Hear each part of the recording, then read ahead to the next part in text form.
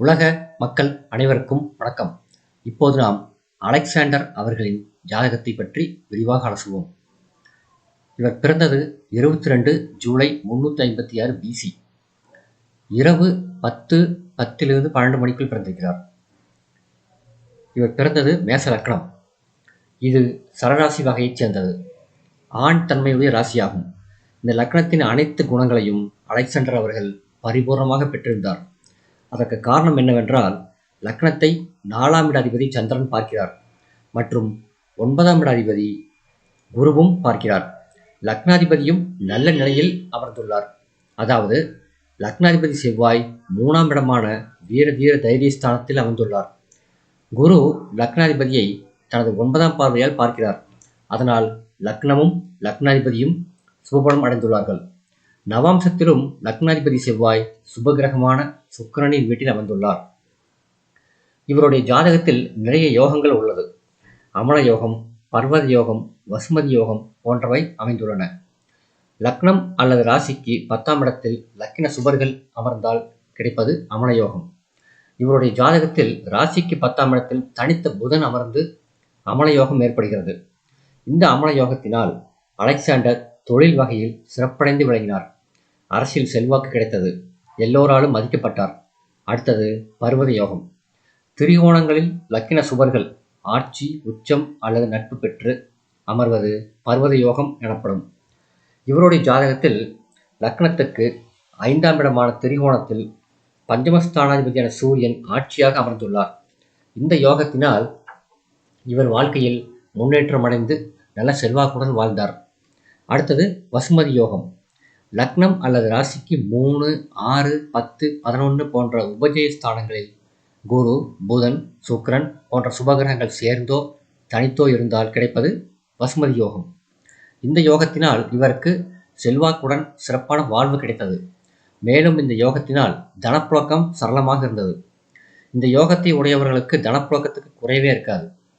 3 சுபகிரகங்கள் முறையே புதன், சந்திரன், குரு போன்றோர் கேந்திரம் பெற்றுள்ளார்கள். அதாவது புதன் சதுர்த்த கேந்திரத்திலும் சந்திரன், குரு போன்றோர் சப்தம கேந்திரத்திலும் அமர்ந்துள்ளார்கள். 6ஆம் இடமும் 8ஆம் இடமும் எந்த கிரகமும் இல்லாமல் காலியாக இருப்பது நன்மையே.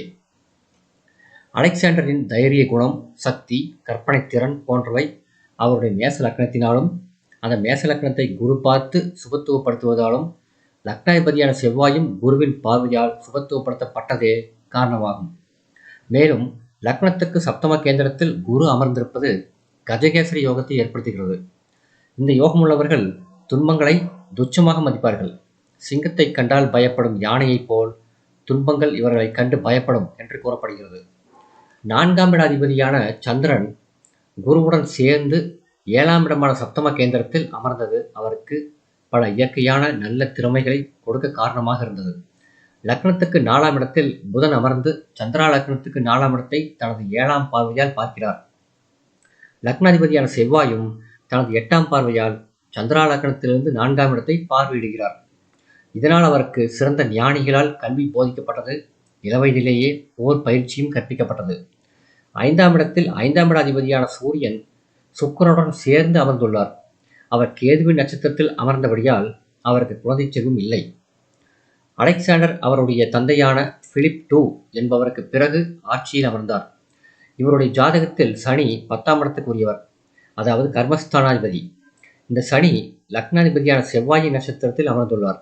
அதனால் சனி தசை ராகு புக்தியில் இவருக்கு அரச பதவி கிடைத்தது. இதே சனி தசை ராகு புக்தியில் தான் இவருடைய தந்தையும் இறந்தார்.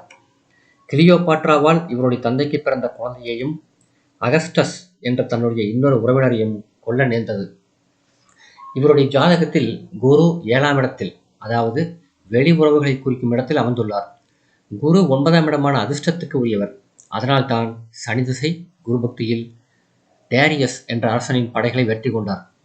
புதன் கிரகமே வர்த்தகம் மற்றும் வியாபாரத்துக்கு உரிய கிரகம்.